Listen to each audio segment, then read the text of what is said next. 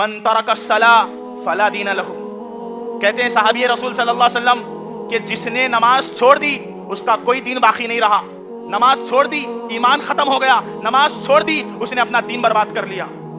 آپ کو معلوم ہے صحابہ کرام کی جماعت، عبداللہ بن شقیق رحمہ اللہ مشہور تابعی ہے، وہ بیان کرتے ہیں کان اصحاب محمد صلی اللہ علیہ وسلم لا يرون شيئا من الاعمال ترکہ کفر غیر الصلاۃ۔ عبداللہ بن شقیق رحمہ اللہ کہتے ہیں صحابہ اکرام، آپ تصور کر کے دیکھیے، انبیاء کے بعد روئے زمین پر سب سے افضل جماعت صحابہ اکرام کی جماعت ہے۔ عبداللہ ابن شقیق رحمہ اللہ کہتے ہیں صحابہ اکرام کی جماعت کسی عمل کے چھوڑنے کو کفر نہیں سمجھتے تھے سوائے نماز کے۔ صحابہ اکرام کا منہج یہ ہے، بے نمازی صحابہ کی نظر میں مشرک اور کافر ہے۔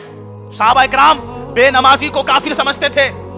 یہ منہج سلف، منہج صحابہ ہے، جو نماز چھوڑ دے وہ کفر کی راہ اختیار کر لیتا ہے۔ نماز کو چھوڑ دینا، فجر پڑھ لی، ظہر چھوڑ دی، ظہر پڑھ لی، عصر چھوڑ دی، ایک دن پورے 5 وقت کی نمازیں پڑھ دی، اگلے دن گول کر دیا، ایسی عبادتیں تمہارے منہ پہ مار دی جائے گی۔ مسلسل نمازوں کو قائم کرنا ہے، نمازوں کی پابندی کرنا ہے، فجر سے لے کے ظہر، عصر، مغرب، عشاء تک تمام نمازوں کو اللہ کے لیے وقت نکال کر آنا ہے۔